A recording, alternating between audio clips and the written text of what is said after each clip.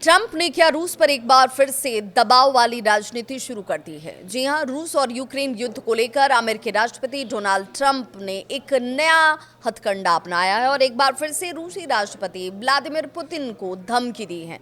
धमकी है बढ़े हुए टैरिफ की, धमकी है उस टैरिफ के दबाव के साथ पुतिन को झुकाने की। ट्रंप ने सोमवार यानी कि 14 जुलाई 2025 को यह कहा कि अगर 50 दिनों के भीतर यूक्रेन में युद्ध समाप्त करने को लेकर कोई समझौता नहीं किया गया रूस की तरफ से, तो इसके परिणाम जो हैं वो कड़े तौर पर रूस को भुगतने होंगे। अब ये कड़ा तौर क्या होगा वो भी समझिए।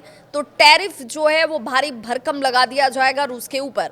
ट्रंप ने कहा कि इस बार अमेरिका रूस पर 100% सेकेंडरी टैरिफ लगाएगा। उन्होंने व्हाइट हाउस में नाटो महासचिव मार्क रूट के साथ जो ओवल ऑफिस है वहां पर बैठक के दौरान ही इस बात की घोषणा की और कहा कि मैं व्यापार का उपयोग कई चीज़ों के लिए करता हूं, लेकिन ये जंग को ख़त्म करने में अच्छा साबित होगा। मैं पुतिन को हत्यारा नहीं कहना चाहता, लेकिन वो एक कठोर व्यक्ति ज़रूर हैं। ट्रंप ने इसके आगे कहा, मैं राष्ट्रपति पुतिन से निराश हूं क्योंकि मुझे लगा था कि 2 महीने पहले हम युद्ध को ख़त्म करने का समझौता कर लेंगे। मुझे ये भी लगा कि वो जो कहते हैं वो करते हैं। वो इतनी खूबसूरती से बात करते हैं, फिर रात में लोगों पर बम गिरा देते हैं। मुझे ये बिल्कुल पसंद नहीं है। ट्रंप पहले भी सेकेंडरी टैरिफ की बात कर चुके हैं जो रूस के साथ व्यापार करने वाले देशों पर लगाए जाएंगे।